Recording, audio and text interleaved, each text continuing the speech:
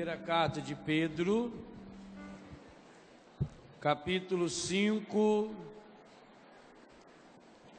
versículos 8 a 11. Primeira carta de Pedro,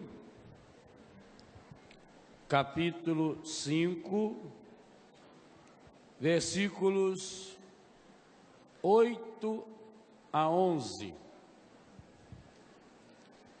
Sede sóbrios e vigiai. Vosso adversário, o demônio, anda ao redor de vós, como o leão que ruge, buscando a quem devorar. Eu vou repetir, para aqueles que estão conversando também ter a graça de ouvir. Sede sóbrios e vigiai.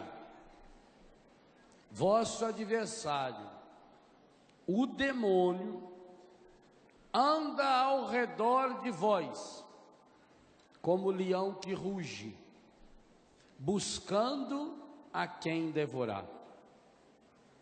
Resisti-lhe fortes na fé. Vós sabeis que os vossos irmãos que estão espalhados pelo mundo sofrem os mesmos padecimentos que vós. O Deus de toda graça, que vos chamou em Cristo a sua eterna glória, depois que tiverdes padecido um pouco, vos aperfeiçoará, vos tornará inabaláveis,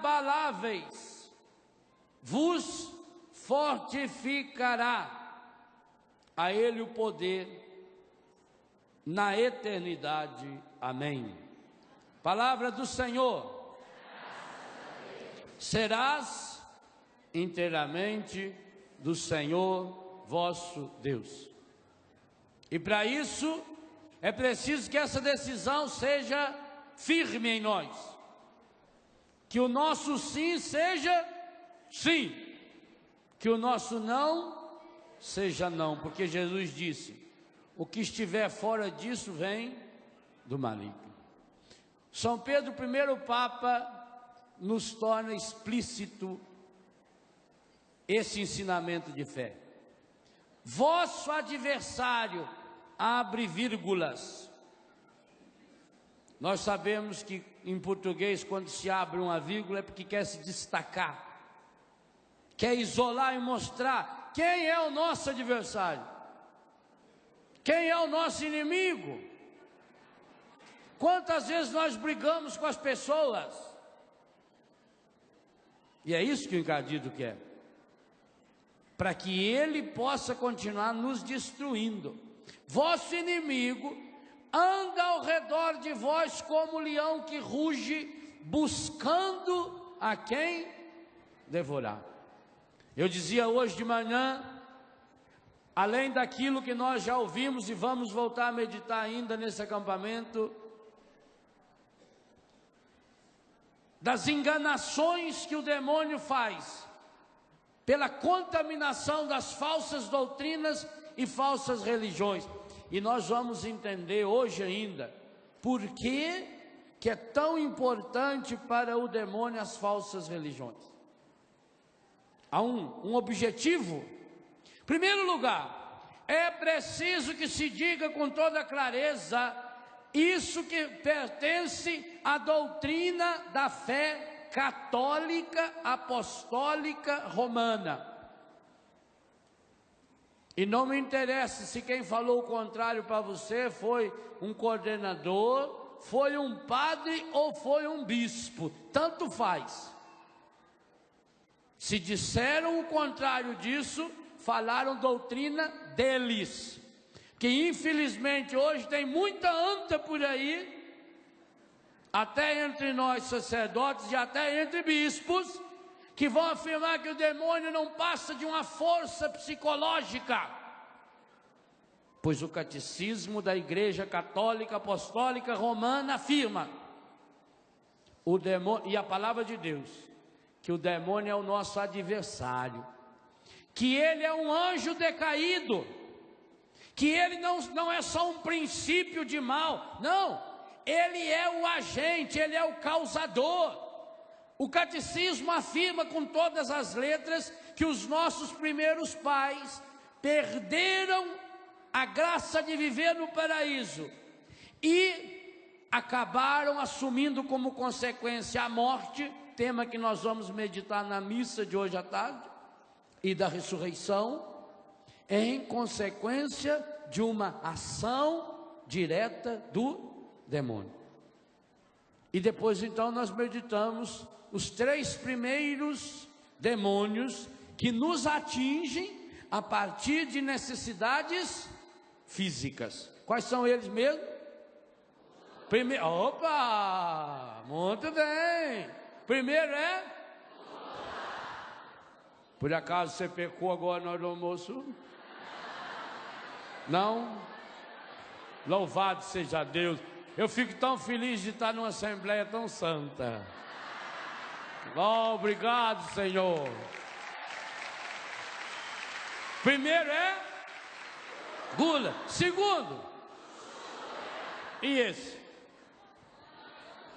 Alguém pecou contra a luxúria nesse intervalo? Não?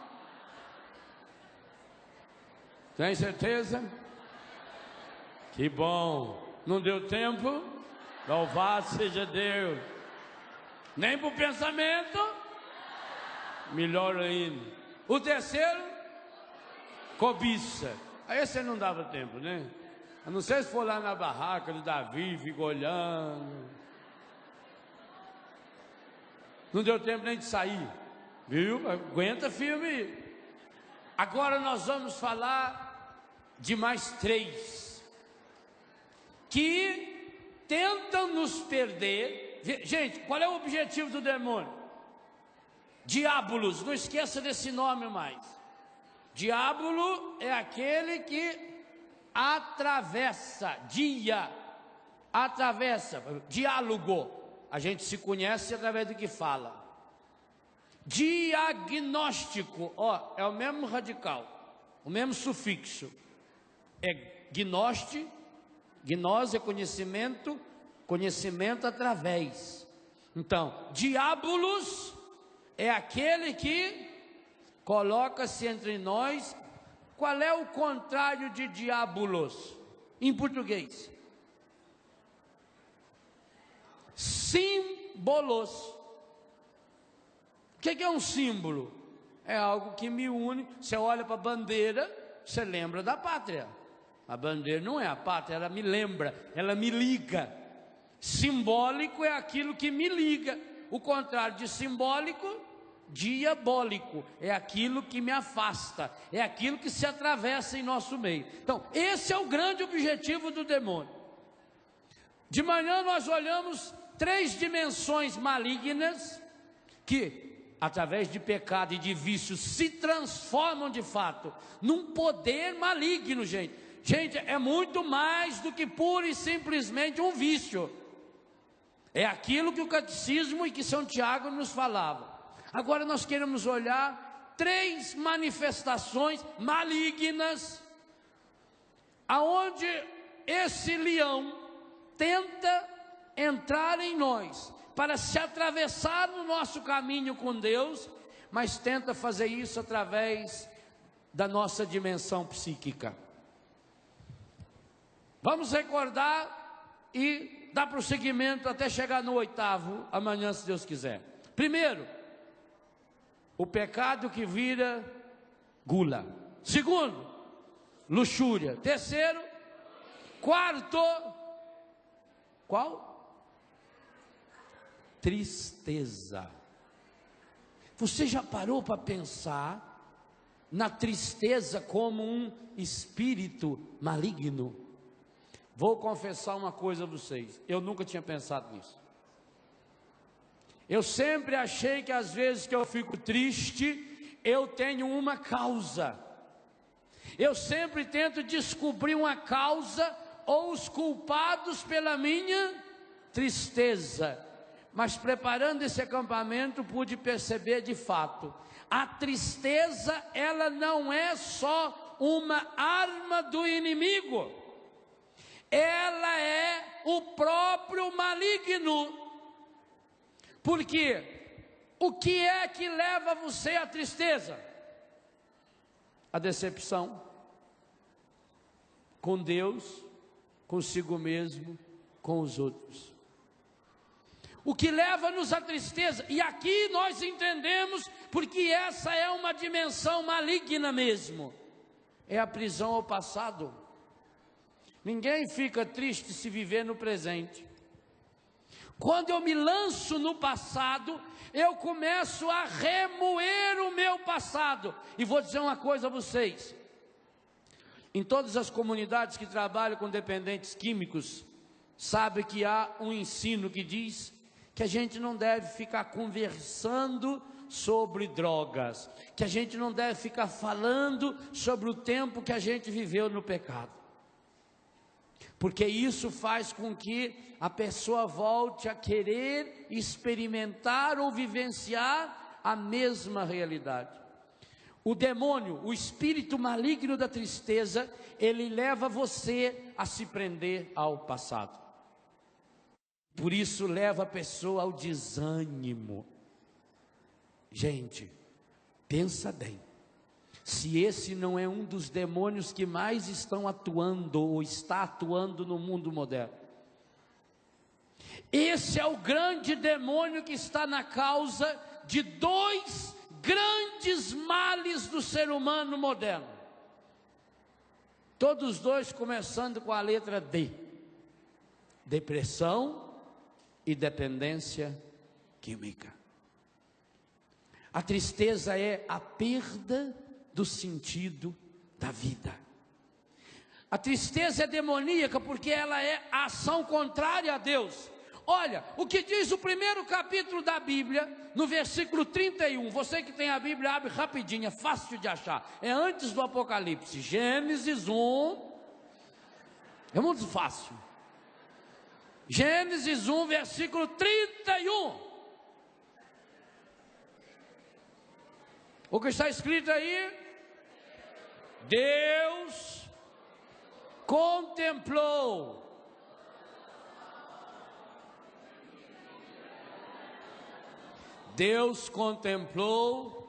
toda a sua obra e viu que tudo era muito bom.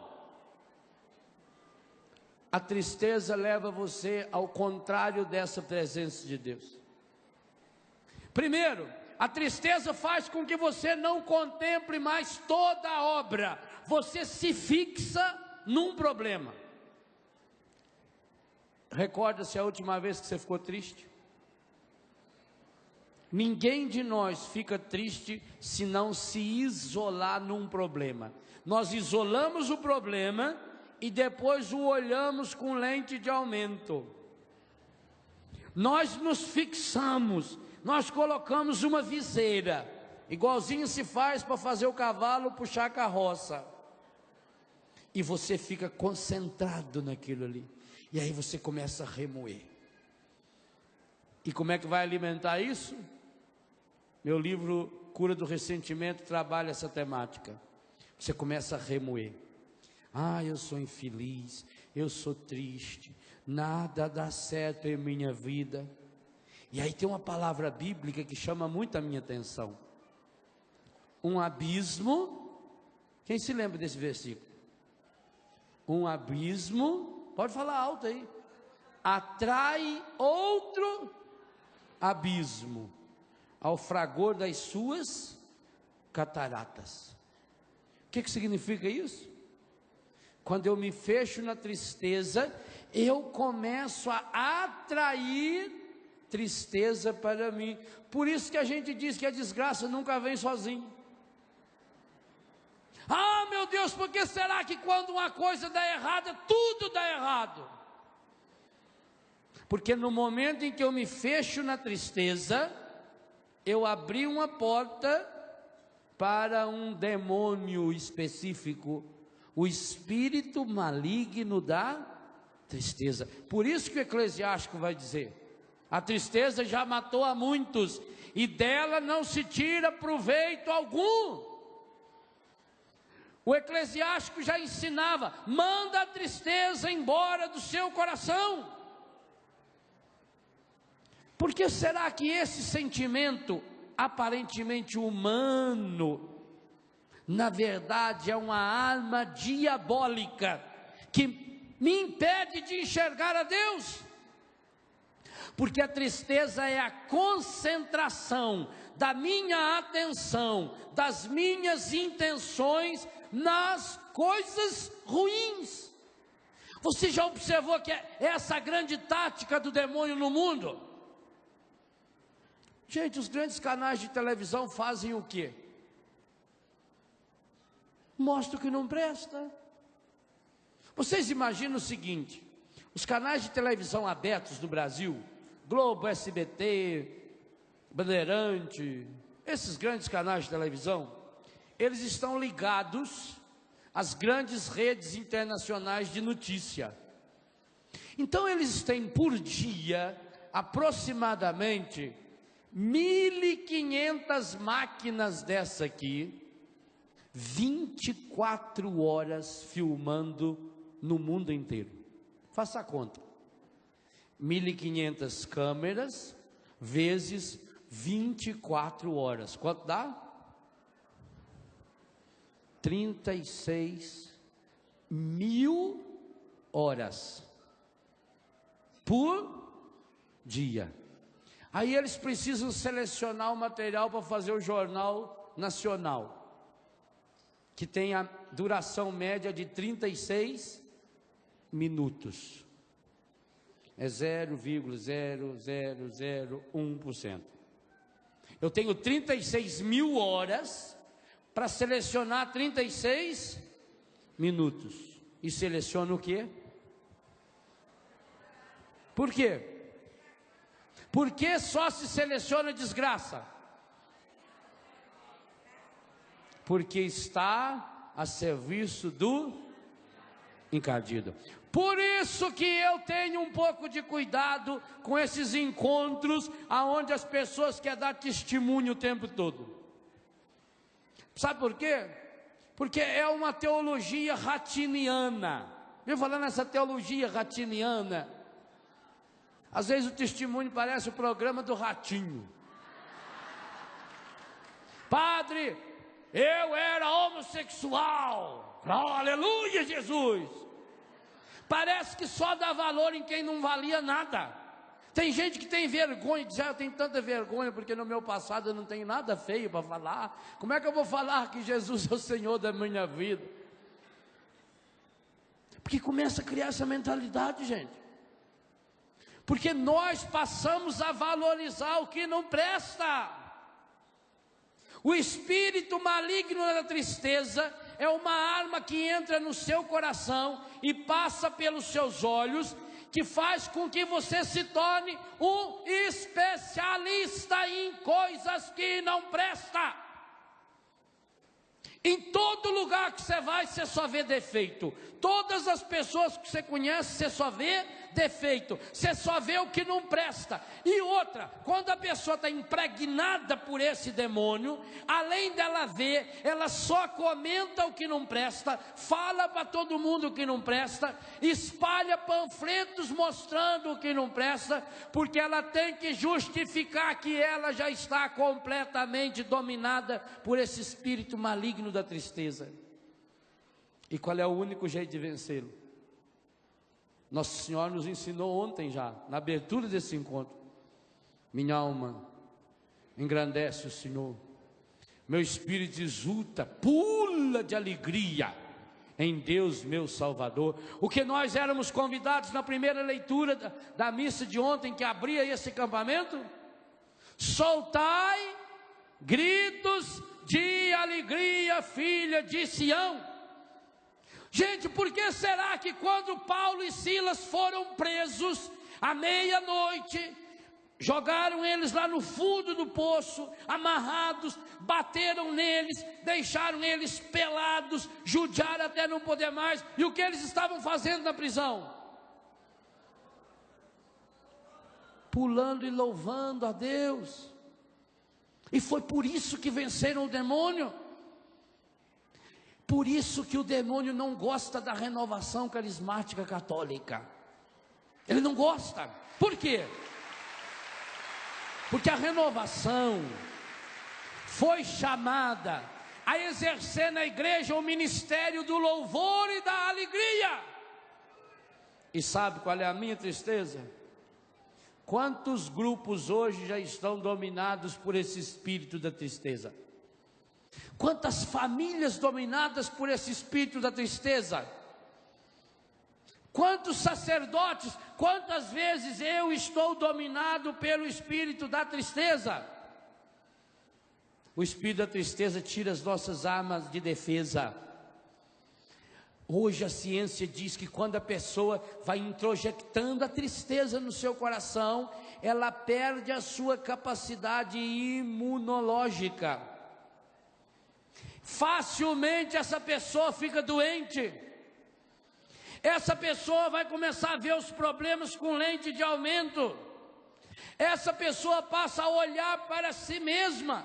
E aí ela começa a perguntar: onde está Deus? Se Deus existisse, como é que teria tanta desgraça no mundo? Quantas vezes você já deve ter ouvido alguém dizer assim: quando eu vejo uma criança doente, eu me revolto contra Deus. Quanta gente perdeu a fé na hora de uma desgraça. Por quê? Porque aconteceu um problema? Não. Porque estamos dominados por um demônio terrível chamado espírito e é preciso expulsar esse espírito do nosso coração. A alegria do Senhor será nossa força. Jesus vai nos ensinar no capítulo 15 de São João, versículo 9 ao 11, que a minha alegria esteja em vós e a vossa alegria seja completa. São Paulo vai nos ensinar da carta que escreveu da prisão: alegrai-vos sempre no Senhor. E já preguei sobre esse tema nesse rincão, quando em todas as santas missas o sacerdote convida o povo de Deus a vencer e a derrotar esse espírito maligno da tristeza. Corações ao alto. Demos graças ao Senhor nosso Deus. Pensa no que você falou. É nosso e nossa. Logo, se eu não dou graças a Deus, eu não estou cumprindo o meu dever e, além disso, estou perdido. O que o demônio quer é que nós nos perdamos em nós mesmos, nessa e na outra vida. O espírito da tristeza leva você a ficar preso ao passado. E aí é uma área em que o demônio domina. Preste atenção no que vou perguntar. O demônio conhece meus pensamentos? Se ele não conhece meus pensamentos, como é que ele é capaz então de me sugerir maus pensamentos? Hein? Porque a gente fala, e quando a gente não fala?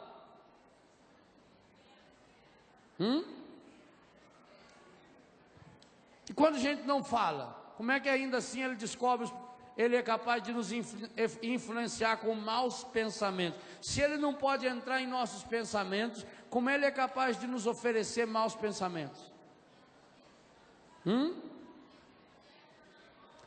Por dois modos. Primeiro, ele conhece todo o nosso passado que não foi confessado.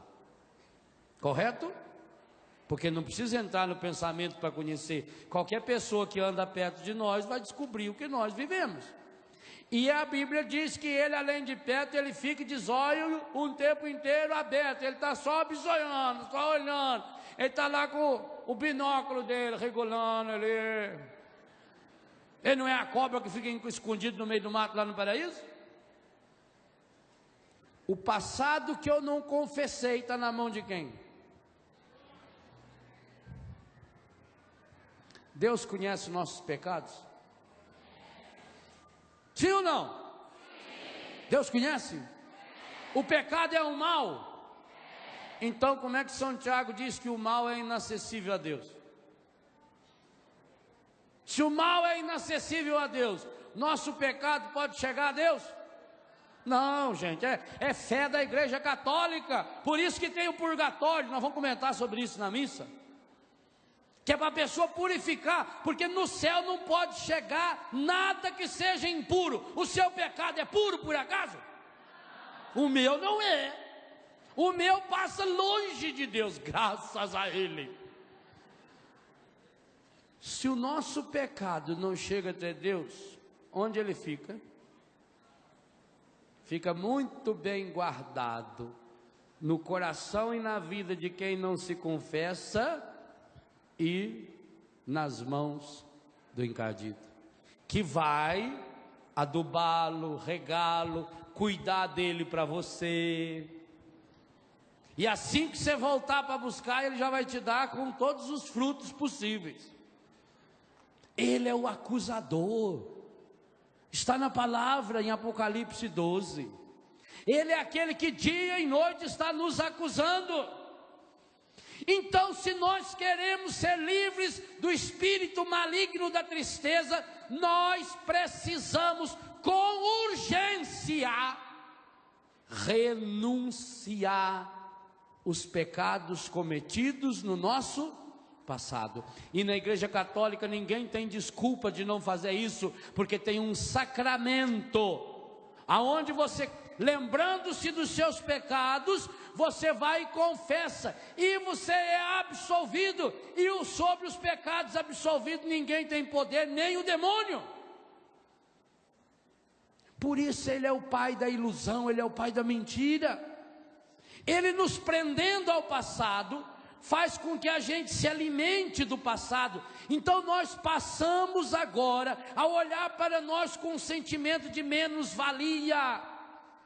E aqui começamos a ofender seriamente a Deus, porque eu começo a dizer: ah, eu não sou nada, ah, eu não presto, ah, porque eu não dou certo, ah, porque desde pequenininho que eu sofro, porque ninguém gosta de mim. Ah, padre, se eu for contar a minha história para o senhor dar um livro, o tanto que eu sofro. Quando eu era pequeno, a minha mãe não gostava de mim, gostava mais do meu irmão, minha avó não gostava de mim, a professora não gostava. Por que será que ninguém gostava de mim? Porque você é muito chato, já devia ter morrido. Você está só ocupando a moita. Ou não acontece isso com você? Você fica remoendo, remoendo. E quando a gente fica remoendo o passado, vem a tristeza. E quando vem a tristeza, nós alimentamos o passado. E aí nós não enxergamos as coisas bonitas que Deus nos dá. É como quando a gente está resfriado. Você está resfriado, tem uma mesa farta, não tem vontade de comer. Quando você tem dor de dente, você tem vontade de comer doce? Não quer nem chegar perto. A pessoa oferece uma rapadura para você. Você aceita um pedaço? Quer um pedaço de rapadura? Não, obrigado. Pois eu estou lá com aquela panela desse tamanho. Aqui já está cabendo. No começo cabe aquela sementinha de goiaba. Agora já está cabendo o grão do pêssego.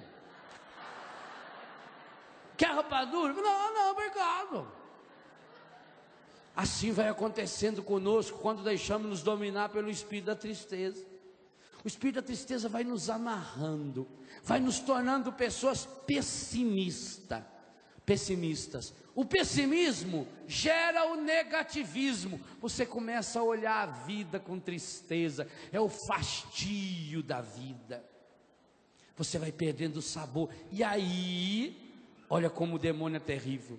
Nessa hora, ele começa a oferecer para mim e para você as fontes da falsa alegria, da alegria demoníaca. E no que consiste essa alegria? Na gula, na luxúria, na cobiça. Percebeu? Percebeu que nós estamos subindo um degrau? E nós chegamos no quarto, sinal que já passamos pelos outros 3. Portanto, esses 3 estão vindo junto. E quando chegarmos no 8º, vamos perceber que o 8º traz consigo todos os outros 7. Como eu não experimento a alegria de Deus, a alegria do Senhor será a nossa. Logo, sem a alegria do Senhor, nós seremos. E fraco, gente, fraco qualquer um derruba. Fraco qualquer um de nós é derrotado.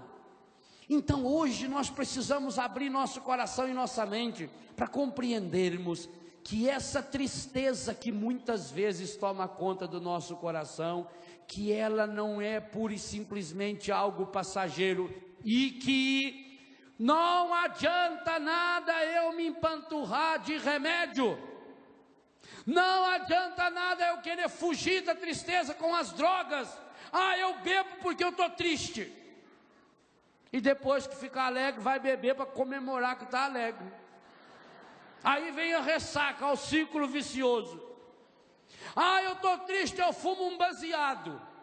A maconha é uma droga tranquilizante. A pessoa fica serena, tranquila, para comemorar, ela cheira um carreiro de cocaína. E a cocaína deixa a pessoa nervosa, agitada. Leva a síndrome do pânico, a fúria interior. Quer dizer, uma droga vai indo para outra. Exatamente o que o catecismo disse. Vai criando-se um ciclo vicioso. E eu vou alimentando esse ciclo. A hora que passa o efeito da droga, a hora que passa o efeito do meu remédio, eu preciso de mais droga, eu preciso de mais remédio. E eu vou... Por isso que há uma íntima relação entre depressão e dependência química. E isso falo de uma área que eu conheço bem. Quando falta a droga, a gente vai ver os filhos, eles começam a ficar deprimidos, entristecidos, angustiados, e a pessoa não vê beleza em nada, não vê graça na vida. Tanto faz se está de chuva, se está de sol, a pessoa vai se trancando, ela vai se fechando naquele mundinho. Observe que a pessoa dominada pelo espírito de tristeza, ela acaba vivendo trancada dentro de casa. Ela não abre a janela, ela não abre o sol, ela não saboreia a chuva, ela não saboreia o sol. Rubem Alves tem um poema maravilhoso, quando ele diz que gosta de estar na casa velha, porque daquela sala é de onde eu vejo quando a chuva vem vindo. Que coisa espetacular. Quando você está bem, espiritualmente bem, tem coisa mais bonita do que você sentar na beira da sua casa, você olhar no alpendre, e lá de longe você vê que a chuva vem vindo. Tem coisa mais gostosa do que sentir o cheiro das primeiras gotas que caem na terra e começa a subir aquele cheiro de poeira. Mas eu preciso estar bem. Agora, se eu não estiver bem aqui dentro, eu olho para o sol e digo, meu Nossa Senhora, sol danado, eu não vou não. Está muito calor, né? Parece que o tempo está virando. Está ventando muito, né? Perigoso de pegar um constipado. Não vou não. Não vou não, que está chovendo. Não é assim? Quem que está por trás disso? Encardido. Porque ele se coloca entre eu e Deus. Deus está fazendo o possível e o impossível para ver se levanta você, para ver se faz você abrir os olhos para enxergar aquilo que ele enxergou. Deus contemplou toda a sua obra e viu que tudo era muito. E você não contempla a obra de Deus, você se contempla. Ao lado desse espírito maligno da tristeza, o quinto espírito maligno que trabalha junto com a tristeza. Aliás, alguns dos monges antigos escrevem esse em primeiro e a tristeza como consequência. Esses dois trabalham muito juntos. Nós já fizemos um acampamento inteiro sobre esse quinto espírito maligno, só que não com esse nome. O espírito maligno da ira. Ah, meu Deus. Eu já fiz uns 15 exorcismos para mim mesmo em cima desse espírito, só nesses últimos dias preparando esse acampamento. Eu acho que essa é a porta número 1 de entrada do encardido na minha vida. Porque quando me sobe os nervos, nossa Senhora, que vontade de esganar. Você não tem isso não? Eu tenho. O que deixa a gente nervoso? Você já percebeu que tem coisas que deixam você nervoso, mesmo que não faça mal nenhum para você? Por exemplo, uma criança chorando. Criança chorando, que mal ela faz para mim? E por que ela me enerva? Eu comecei a pensar, por que será que alguns não se enervam com isso e eu me enervo? É duro a gente ter que descobrir na gente que nós estamos abrindo portas ao demônio. Efésios 4, 26, 27, que o sol não se ponha sobre o vosso ressentimento, não deis lugar ao demônio. Que a ira não é só uma porta de entrada para o demônio, como eu explico no livro A Cura do Ressentimento, mas que é o próprio espírito maligno, que é uma manifestação concreta do demônio. Quantos de nós estamos contaminados por esse espírito maligno? Daquela coisa que nos irrita com facilidade. Gente, quantos de nós vamos precisar fazer muitas vezes? Eu hoje sei, essa é uma das minhas batalhas espirituais. O mau humor. À toa. Só porque alguém fez uma coisa que você não queria. Só porque você se decepcionou. Só porque uma coisa saiu ao contrário. Só porque não saiu conforme eu tinha programado. Meu Deus do céu, quem é que diz que a vida tem que ser programada por aquilo que eu acho que deve ser? Quanto tempo de Deus nós perdemos porque deixamos o mau humor entrar dentro de nós? E no livro eu explico o que a ciência moderna fala hoje para nós. O mau humor se torna de fato uma porta de entrada para inúmeras enfermidades, para inúmeras doenças. Todo o nosso sistema nervoso central, especialmente o simpático, a área do nosso sistema nervoso, que nos defende, que nos coloca em posição de alerta, ou corre ou enfrenta, todo ele é influenciado por esses dois espíritos malignos que trabalham ali: tristeza e ira. A ira se transforma em rancor, a ira se transforma em raiva. Gente, quantas pessoas que chegam a ser possuídas por um espírito de ira, que vira fúria. Quantos assassinatos são cometidos nesse instante? Como é que você vê a reação de uma pessoa diante de situações que outras pessoas reagiriam até com uma certa naturalidade? Mas a pessoa é tomada por um espírito que a domina, que a tira. Sabe quando a gente diz assim, eu fiquei fora de mim? Quer dizer, o povo diz, eu fiquei fora de si. Fora de si é legal, né? Eu fiquei fora de si. Claro que ficou, O ruim é quando você fica fora de si. Então eu fiquei fora de mim. Quando a gente fica fora da gente mesmo, fora de si mesmo, quando a gente não consegue dominar uma situação, nessa hora a gente percebe que o nosso corpo também trabalha assim. Que a gente vai ficando enervado, aquilo vai irritando, você vai aguentando, E aí parece que o diabinho, ele gosta, ele sabe qual é o nosso ponto fraco. Ah, e como é que ele sabe, se ele não conhece o nosso pensamento?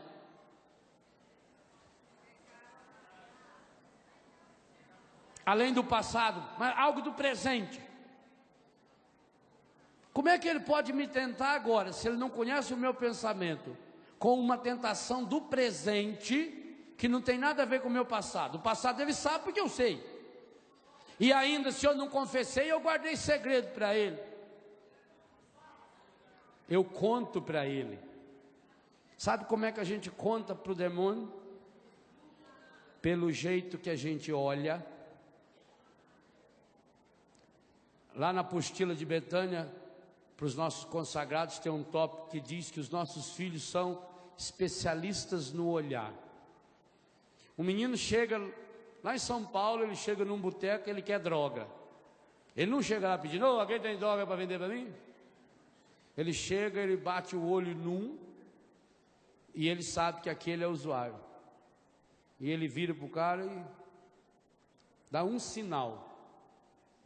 O cara olha para ele, dá um sinal, ninguém vê. Ele viu. Ele criou um código. Nós criamos códigos com o demônio. Como? Nosso jeito de olhar. Quando nós olhamos com aquela... O demônio, que é um leão que está aqui pronto para dar o bote, percebe. De que outras formas ele percebe? Nosso jeito de falar. Por isso que nós não podemos falar palavrão. Por isso que quando a pessoa... O palavrão, pelo palavrão, não é pecado. Que até na Bíblia tem palavrão. Você pode chamar alguém de filho da puta e citar isso na Bíblia. Está em 1 Samuel 20:30. Aí eles vão olhar mesmo, tá vendo? E está lá. Saul ficou com raiva e disse para Jonatas, filho de prostituta. Pronto. Você pode xingar biblicamente. Quando você quer xingar uma pessoa, não quer falar palavrão, fala 1 Samuel 20:30. Ou se não, Mateus 16. Afasta-te de mim, Satanás. Você pode xingar biblicamente. Então não é o palavrão. O palavrão código para o demônio é, primeiro, aquele que a gente acostuma a falar muitas vezes. Parece que não tem nada, você está lá cozinhando, e cada vez que dá uma batida na mão no fogo, você diz, ô demônio.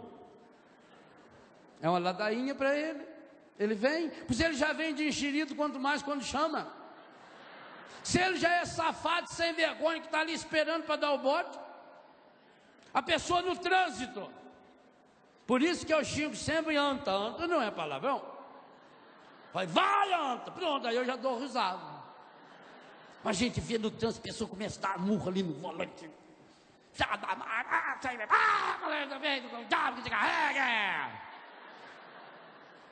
Aí quando a pessoa fala, vai que o diabo te carrega, ele diz, eu estou carregando você, querido. Eu não posso soltar você, senão você cai.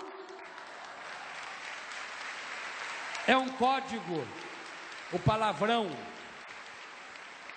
Mas não só o palavrão é um código, as palavras maliciosas. E nós sabemos, quando que uma palavra é maliciosa? Quando você a usa num contexto malicioso. Nós sabemos disso. Há muitas palavras que você pode falar que não é palavrão. Você pode chegar na casa de uma dona lá no interior, ela está criando galinha, só pergunta para ela, e aí, a senhora tem bastante pinto? Ela fala, tem, graças a Deus, olha que beleza. Não é palavrão? Porque eu estou me referindo aos franguinhos. Você pergunta para uma criança de 8 anos, qual é a capital do Paraná? Ela fala, Curitiba. E não é pecado.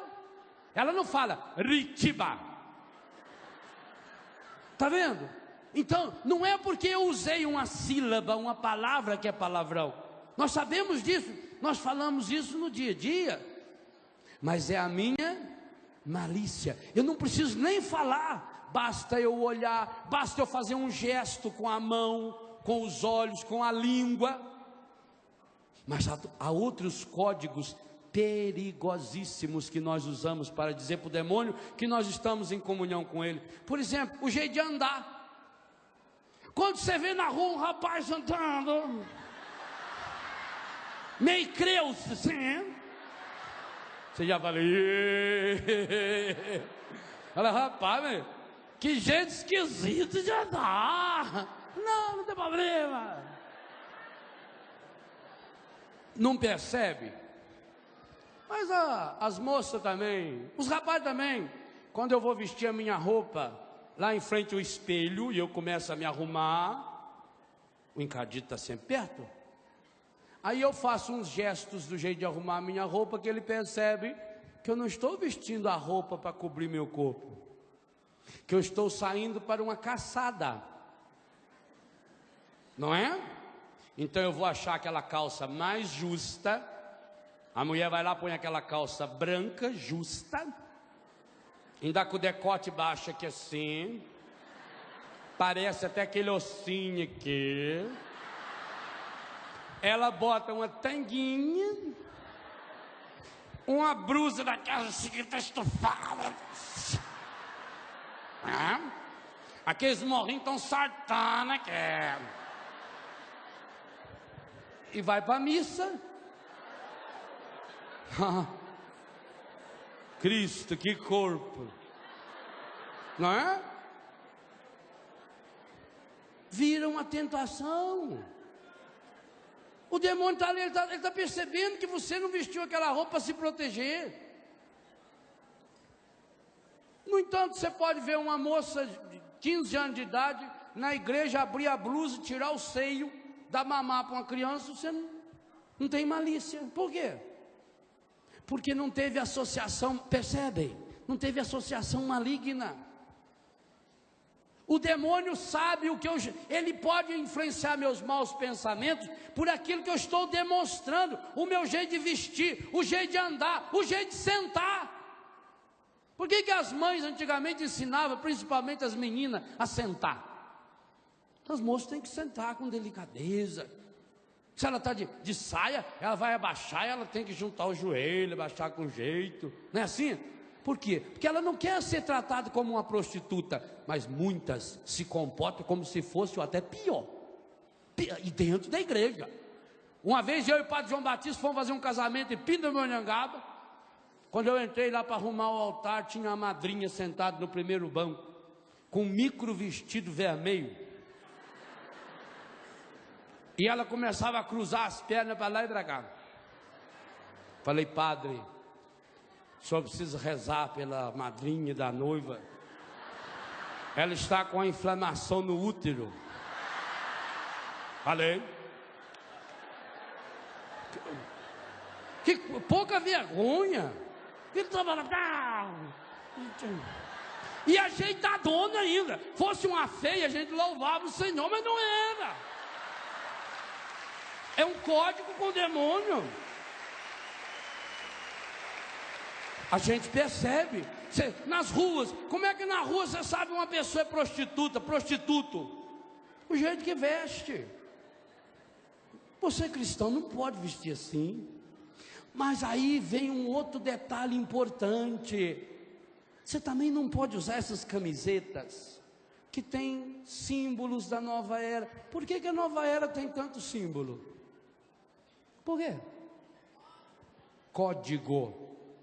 Para que o demônio fique sabendo que você pertence a ele, que com você ele tem trânsito livre. Por isso ele fica feliz quando você pendura um colar da nova era, quando você põe uma camiseta que tem desenhado lá aquele branco e aquele preto, o yang, o yin, não sei das quantas, porque aí ele sabe que você é sexualmente livre.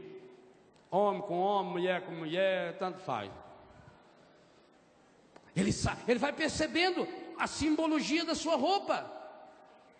E quantos de nós quantas mães estão comprando roupinhas para o seu filho com o desenho do Mickey, da Minnie, coisinha bonitinha, faz festinha de aniversário e os filhos tudo com aquela orelhona do Mickey. E o demônio está muito feliz, porque sabe que isso é um símbolo gay, é um símbolo homossexual, e por isso hoje está lastrando tanto. Percebem, meus irmãos, minhas irmãs? É hora de acordarmos. Por isso o demônio não gosta de ver jovens vestindo camiseta aí com Jesus, PHN, castidade, vida nova. Não. Ele vai dizer para você: isso é bobagem, não usa essas coisas não. O que tem? O que tem você usar esses símbolos da nova era? O que tem você fazer umas tatuagens no corpo? Gente, por que a tatuagem é tão usada pelo demônio? porque é uma forma de... A Bíblia diz que nós estamos tatuados na mão de Deus. A Bíblia diz isso com todas as letras. Eu falo isso no livro Seja Feliz Todos os Dias. Como nós não podemos estar tatuado na mão do demônio, ele quer estar tatuado em mim e em você. Por isso que você pode ver, eu vejo pelos nossos filhos que fizeram tatuagem quando estava na rua, na droga. 99% das pessoas que têm tatuagem tem ao menos um símbolo demoníaco gravado no corpo. E um dos nossos filhos, não sei aonde aí, qual caso eu vi há poucos dias, ele tem uns 10 demônios gravados no corpo. É Curitiba? Lá em casa, Curitiba. Quem? Miguel. Uns 10 demônios. Gente, aqui tudo demônio, tudo. Que demônio terrível, bruxinha. Todos esses símbolos da nova era. Quer dizer, começa com o quê? Um tribal. O tribal já é um primeiro símbolo demoníaco. Depois vem teia de aranha. Depois vem aquele coringuinha. Depois tem uma diabinha lá que é famosa, não sei como é que ela chama. Sabe o nome da diabinha lá? Aquela diabinha que eles usam. Quase todos os nossos filhos têm uma diabinha desenhada no corpo. E depois, uma diaba mesmo, uma medonha lá. Hipotenusa, sei lá como é que chama aquilo. Quem? Merluza. É, vocês estão sabendo, mundo bem, parabéns, né? Enfim, com o tempo o corpo está todo marcado. E nós ouvíamos hoje o texto dizer que você não pode fazer incisão no seu corpo. Ou não sabeis que o vosso corpo é templo onde habita Deus? Pelo espírito maligno da ira e da tristeza, o demônio vai nos amoldando as coisas externas, e nós vamos tornando-nos outdoor do demônio. Por que algumas marcas de roupa que nós sabemos que hoje são consagradas, não, essa palavra está errada, consagrado só se for para coisa santa, roupa que estão reservadas, que estão contaminadas. Porque essas pequenas tatuagens que vêm de sorvetinho, de picolézinho, e que a criançada começa a fazer, e porque a criança fica tão irritada, porque a criança fica tão nervosa, chicletes, bala, aí cai, por exemplo, na questão do piercing, que é uma marca. Eu já falei que quem inventou o piercing foi o peixe que fugiu da pescaria, né? Ele rebentou o anzol, e aí ele chegou lá embaixo, os outros falaram: nossa, o que é isso? Você parece que foi pescado. Não, isso eu inventei, agora é moda, é piercing. Aí começava a fazer. É código, porque o demônio, como ele não pode entrar no meu pensamento, entendam a gravidade, gente. Porque se a gente não entender a gravidade, nós não vamos brigar contra ele. E nós temos que brigar contra ele. Se há alguém que você tem que estar disposto a brigar, é o demônio. E com um detalhe: o bicho é forte, o bicho é safado, o bicho é sem vergonha, o bicho é ordinário desde pequeno. Eu tenho que estar muito forte para vencê-lo. E digo uma coisa a você: por mais forte que seja eu ou você, ou nós nos unimos, ou nós seremos derrotados. Isso é terrível. Por que ele semeia divisão? A ira é um princípio de divisão. Ele faz dois irmãos brigarem, ele faz dois padres brigar. Pela ira, o marido e a mulher brigam, a família briga. A ira gera morte, a ira gera o ódio, a ira alimenta a tristeza alimenta a ira. Quantos sinais de morte, e a Bíblia nos dá alguns deles, estão espalhados até hoje no mundo pelo demônio da ira. Demônio alimentado, porque eu criei um código de comunicação com ele, e esse código está na minha roupa, no jeito que eu corto ou que eu pinto o meu cabelo. Você já observou como as pessoas copiam? Quando o Ronaldinho cortou o cabelo daquele estilo que a minha mãe mandou fazer lá quando a gente era pequeno, na Copa, você viu quanto moleque cortou o cabelo daquele jeito? É assim, gente, o demônio se reproduz. Ele tenta reforçar dentro de nós e depois reproduzir, para que a gente sempre, mas inocentemente. Eu quando comprei aquela roupa, eu quando fui lá naquele filme, eu quando comprei aquele livro do Harry Potter, não sei das quantas, eu quando ganhei aquela bruxinha, pois hoje eu digo a você, jogue fora tudo aquilo que tiver a marca da nova era, jogue fora tudo aquilo que tiver a marca do demônio na sua casa. Serás inteiramente do Senhor teu Deus. Você, minha irmã, não pode sequer pintar a sua unha com as marcas do demônio. Se você vê que aquela fulana roqueira que vive lá fazendo símbolos para o demônio, ou músicas feitas Black Sabbath e outros, Ozzy Osbourne ou Titãs. Titãs tem uma música de cima e embaixo, descendo a lenha. Não acredito na igreja, não acredito em Deus, não acredito em confissão, não aceito comunhão. A hora que você está lá no meio, porque eles também gravaram aquela música bonita do Roberto Carlos, ou aquela poesia antiga, ai, é tão lindo, naquela hora você está se contaminando com eles, porque você está usando os mesmos códigos.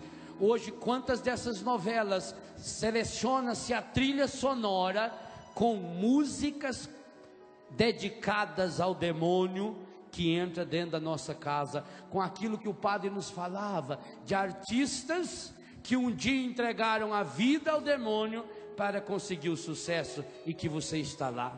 Por isso nós estamos numa guerra. E aí, meus irmãos, minhas irmãs, o sexto espírito maligno que atinge o nosso espírito, ele é um daqueles que mais nos impede de entrarmos nessa batalha, porque é o espírito da preguiça. Qual é o primeiro de todos? Segundo, luxúria. Terceiro, cobiça. Quarto, tristeza. Quinto, ira. Sexto, os monges da igreja, os padres do deserto dizem que esse é o demônio do meio-dia. É aquele que ataca a pessoa a qualquer hora. Há hoje um espírito de preguiça que já está entrando no coração das nossas crianças.